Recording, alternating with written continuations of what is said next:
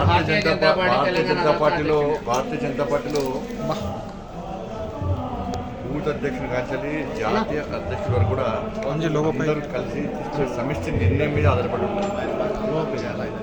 కాబట్టి ఇంకా booth committees అయితేనేమై ఇంకా బూత్ కమిటీస్ పూర్తి కాలే, ఇంకా జిల్లా కమిటీస్ అన్ని పూర్తి కాలేదు.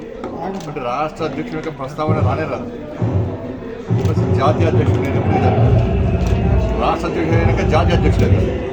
కాబట్టి ఇది మీడియా సోదరులు కానీ కొంతమంది పార్టీ మీద అభిమానంతో నా మీద కొంచెం ప్రేమతోని ఇవన్నీ పెట్టడం సహజమే.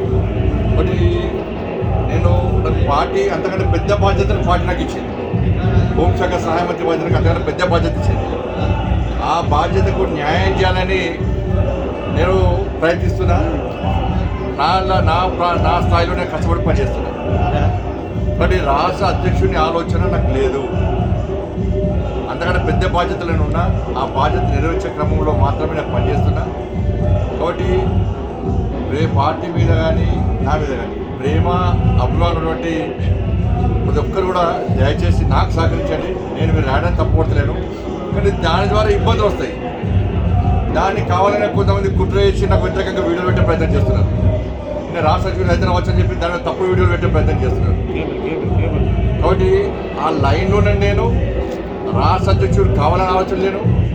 పార్టీ నిర్ణయము అధిష్టానం యొక్క నిర్ణయము ఇంకా తీసుకోలేదు. అందరు కలిసి సమిష్టి నిర్ణయం తీసుకుంటారు. కాబట్టి రాష్ట్ర అధ్యక్షుడు ప్రస్తావన లేదు. దయచేసి సోషల్ మీడియా ద్వారా కానీ మీడియా ద్వారా కానీ నేను రెండు చేతులు జోడించి మీరు విజ్ఞప్తి చేస్తున్నా. అటువంటి పెట్టే ప్రయత్నం చేయకండి. మీరు పెట్టడాన్ని నేను ఏదో అహంకారంతో గర్వంతో మాట్లాడతలేను. దానివల్ల నాకు పర్సనల్గా ఇబ్బంది వస్తున్నది, ప్లస్ పార్టీ కూడా ఇబ్బంది వస్తున్నాయి. నేను పార్టీ అధ్యక్షులు లైన్లో లేని చెప్పి సంగారెడ్డిలో చెప్పింది. నేను మళ్ళీ కూడా మీ అందరి సాక్షిగా మీ అందరి సమక్షంలో నేను మళ్ళీ విజ్ఞప్తి చేస్తున్నా.